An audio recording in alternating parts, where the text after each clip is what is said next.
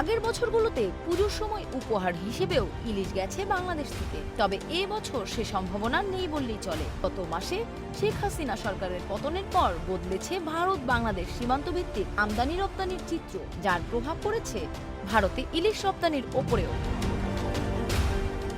একটা সময় বাংলাদেশ থেকে ভারতে ইলিশ যাওয়ার ক্ষেত্রে তেমন কড়াকড়ি ছিল না, তবে 2012 সাল থেকে তৎকালীন শেখ হাসিনা সরকার ভারতে ইলিশ রপ্তানির উপর নিষেধাজ্ঞা জারি করে।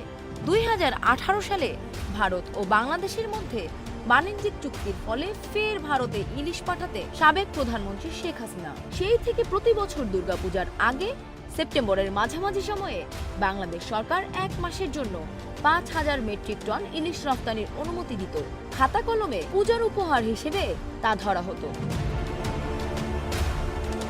স্থানীয় গণমাধ্যম বলছে, সার্বিক পরিস্থিতিতে বাংলাদেশের কাছ থেকে ইলিশ মাছ পাওয়া বিষয়ে আপাতত আর আশার আলো দেখছেন না ভারতের পশ্চিমবঙ্গের হাওড়া পাইকারি মাছ বাজারের ব্যবসায়ীরা। সবকিছু এখন নর্মালের দিকে যাচ্ছে বলে আমরা একটা আবেদন করেছি 9 তারিখে। ফিশ ইম্পোর্টার্স অ্যাসোসিয়েশনের হাওড়া শাখার সেক্রেটারি সৈয়দ আনোয়ার মাকসুদ বলেন, তারা ফের চিঠি দিয়ে বাংলাদেশ সরকারকে ইলিশ মাছ পাঠানোর জন্য অনুরোধ করবেন। তবে সংগঠনের পক্ষে জানানো হয়েছে, পদ্মার ইলিশ এবার আদৌ আসবে কিনা তা নিয়ে দ্বিধা রয়েছে। অন্যদিকে ভারত বাংলাদেশকে ডিম পাঠালেও ঢাকা কেন ইলিশ পাঠাবে না বলে প্রশ্ন তুলেছেন পশ্চিমবঙ্গের অনেক ব্যবসায়ী। উল্লেখ্য, যশোরের বেনাপোল স্থলবন্দর দিয়ে গেল 9 সেপ্টেম্বর ভারত থেকে 2,31,000 মুরগির ডিম আমদানি করা হয়েছে।